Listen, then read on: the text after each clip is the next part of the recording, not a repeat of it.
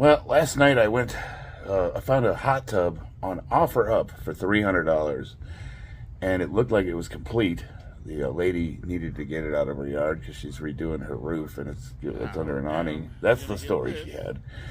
I went and looked at it, and it looked legitimate. It looked like it had all of its parts, and it looked to be working. So I said, man, $300 for a real hot tub. I didn't realize they weighed like 1,000 pounds. So we got some help, and I got it loaded into the back of my pickup truck, and it's still sitting there in the driveway. I have no idea how I'm going to get it into my backyard, and I kind of pulled my back a little bit, so I don't know if I'm going to be training today. Not too bad, just a little tweak, but still, with me competing coming up here in March, so any little thing could be, it could turn into something bad, so I got to be really careful. So I'm not really sure what to do a video on. And I thought, you know what, I'll go through my comments section. Here I have an Agnitis 58116 says, "You aged like a meth user. I just looked at an older video to see if you are BSing. Nope, you really hopped on and killed your face to boost your ego a bit at competition.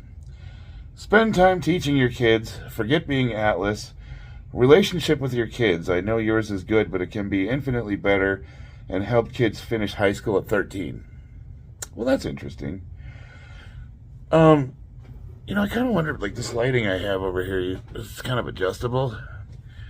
I kind of like, it kind of makes my wrinkles stand out a little. I'll tell you what, Agnitis 5816, I work in construction, and in the morning meetings, when we all get together at 6 o'clock, usually the guys go, "Is my hairline receding? Are my wrinkles starting to stick out? What kind of cream do you use under your eyes to make them so they're not puffy in the mornings?" Construction, that's how, man, we go over tips on how to put makeup on and paint our fingernails. Actually, they look at me and they're like, I get the squinty eye a lot. No, I'm lucky because I've worked with most of the guys that I work with currently. I've known them for like 10, 15 years, so we all go way back, and they know that I'm the crazy weirdo, so they would expect nothing less. Sorry, it's a little cold, so I decided to get a hoodie here. So anyway, he goes on to say, spend time teaching your kids. Forget being Atlas. Relationship with your kids. I know yours is good, but it can be infinitely better and helping kids finish high school at 13. And helped kids finish high school at 13. Well, I know you didn't help them with English. That's interesting. I wonder why you'd get my kids involved in that comment. I mean, I could see, like, criticizing me personally. But one thing, I don't think people understand, like, what it is to be a high-level competitor. To be, like, so close to being the best that you're willing to risk to get that, even though I probably won't. I mean, realistically, what are the chances I'm going to catch Vassal? And even if I did beat Vassal, who's ranked #1 in the world right now for my weight class, it still wouldn't put me in the all-time best. It would put me in the top 15, which is, you could say that's pretty impressive. But there's, like, I have this small window where I'm, like, really, I could really leave my mark. I could be a Hall of Fame lifter. I really could.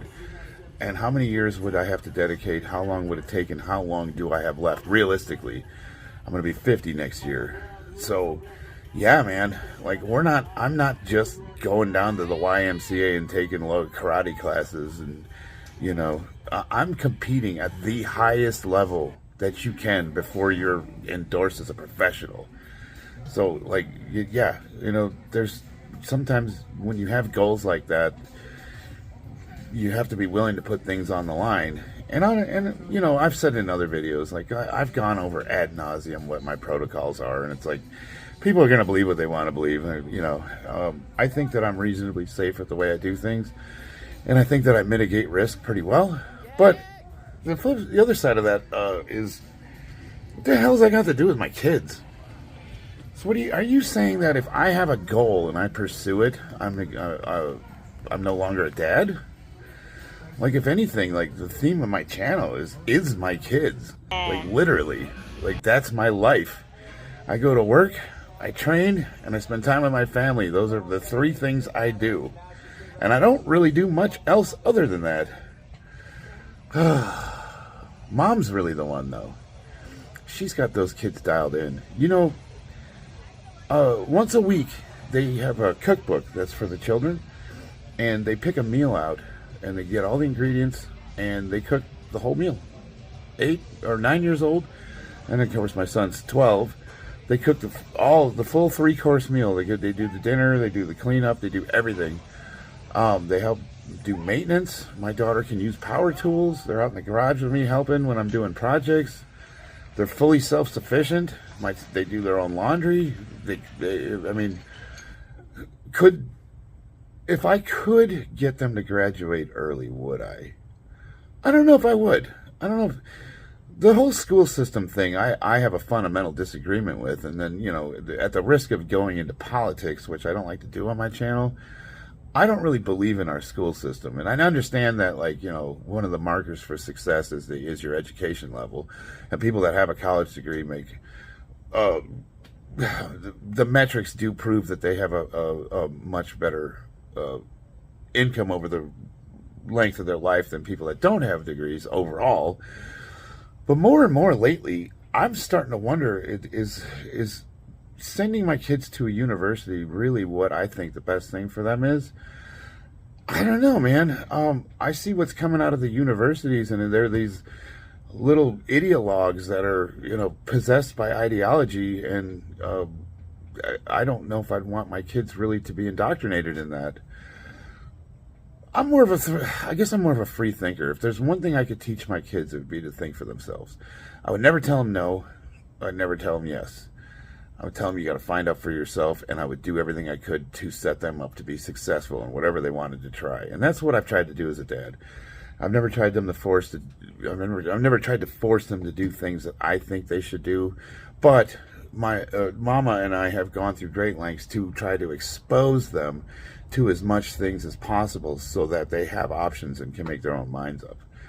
You know, my daughter, man, she seems like she has some chops, and I would love to see her become a fighter. But, you know, maybe she'll decide her heart's not in it. Maybe the first time she gets in a real sparring match, she gets tagged in the face, she's going to decide, I don't want any part of this. And that's okay. She does ballet, she does Girl Scouts, she does gymnastics, she does the fight training with me. She's into roller skating, she's into a ton of stuff. And my son's, he's a little more, he's artistic, he likes to draw, he's a musician. He plays the saxophone, he plays the guitar, he's been playing the drums with me. We love to paint Warhammer figurines, we're into like all the sci-fi and nerdy stuff together. School, yeah, school's important, but they're kids, man. Like, I don't want my kids to be the ones that graduated at the age of 13. Like, have you met those kids? Ugh. You know, I don't know, man. Like, hey, if they had that ambition, if they really wanted to be the smartest guy in the class and they wanted to be the number one, and they showed an aptitude for that and a willingness and a drive, like I am with my powerlifting, I would 100% back them and do everything I could to help them do that. But from what I've seen, they hate school as much as I do. And my mama's always telling me I need to shut up and act like it's a good thing, because you know, they say they're going to get your attitude towards the school system. So I do my best to kind of keep my personal opinions to myself on the matter. But the fact of the matter is like, I don't know. I don't really see the 13-year-old that graduated high school as a metric of having. Not, when I say successful life, what is success to you? Is success the obtaining of things? Is it the getting of expensive sports cars or a big house or a trophy wife or having $1 million in the bank account? Or is it spending time with family, doing the things you love, you know, taking time, working with other people, teaching, you know, experiences? Is it experiences or is it things? But then you can make the argument, well, having those things will give you those experiences. So, I think both have their place and they're important. Obviously, you can't really do anything if you have no money. But at the same time, as cliche as it sounds, money will not buy you any happiness whatsoever. If anything, you can rent it for a minute. But once you've got that shiny thing and you've obtained that, you're still kind of stuck at square one. And then what do you want? You want the next thing. It's just like everything else. You're never satisfied. In life, we have a drive. We have a drive to succeed. We have a drive to achieve. And some people have it a lot harder than others, and some people obsess about it. And, you can look at what I do and say that what I'm doing is reckless. And I can look at what you're doing and saying what you're doing is a waste of life. And we could both be wrong because you know what? We're not in each other's shoes. We can't live each other's lives, and it's hard. You can't say what's good for someone else. Which is why I always say, you know what? YouTube comments, they're so damn presumptuous, but they're really fun to read. I love it, man. It's kind of like being stuck in traffic. Say you're driving along and someone cuts you off and slams on the brakes. And you go, and then you get mad and you drive up there, and if you live in California, you pull a handgun out. Or if you live anywhere else in the world, you try to run him off the road. And let's say you put the fear of God in him. He's running for his life. He's, oh my God, this guy's going to kill me. And then you get in front of him and you get your window down and you say, you don't ever do that again. And he goes, I'm sorry, I'll never do it. And he drives perfectly like an angel for the rest of his life. And he'll never ever cut someone off again. You actually changed the world for the better. You got one person to change based on your influence. And you're like, yeah, I showed that guy. And you're driving along, and then some other asshole fucking gets in front of you and slams on their brakes. What's the moral of the story? You can't control other people. You can't control anything but yourself. For every one person you get to change, there's another 100,000 million of them that are waiting in line to take their place. So why are you obsessing over the choices other people make? Man. Love you guys. I guess maybe I will try to work out. We'll see. I'll do some bench press. Deuces.